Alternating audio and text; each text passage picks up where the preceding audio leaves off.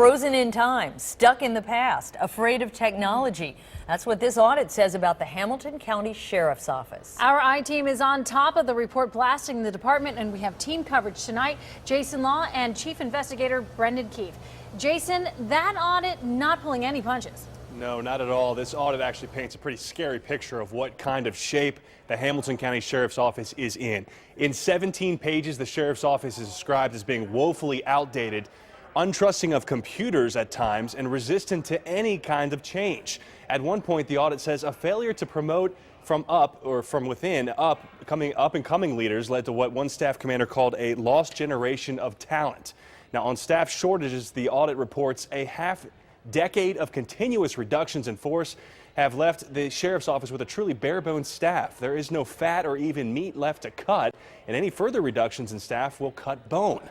On the county jail, the audit gives a grave warning. Quote, bluntly, the Sheriff's Office is one serious confrontation away from a catastrophe. A riot or a deputy, civilian employee, visitor, or an inmate killed due to its understaffed correctional facilities.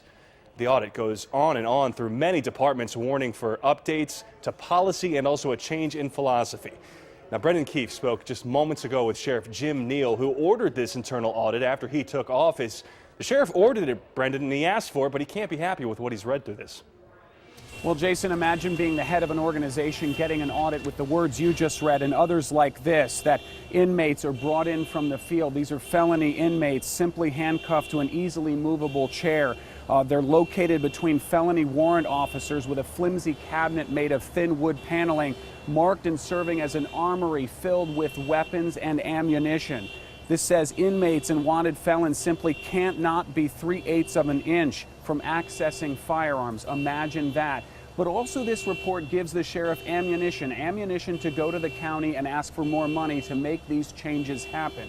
Sheriff Neal approached the podium today, walked in and talked with reporters. He had some very interesting things to say because remember, even though this is a rebuke of the agencies he's been a part of for 3 decades, he was a deputy when most of these decisions were made. Now he's in charge, and even though his predecessor, Sheriff Simon Lease, was not personally identified in any of this, not named, this is a rebuke of his policies and an endorsement of change. The sheriff sees 3 areas he must improve. Is suffering in the areas of staffing, suffering in the areas of training and technology. And if you read the overview, the sheriff's office is stuck in the 1980s on technology. There's another part of the report where they don't even refer to the sheriff's office as stuck in the 1980s. They say their use of record keeping for real estate transactions and foreclosures is a table-sized book, and they say that is more from the 18th century than the 21st century.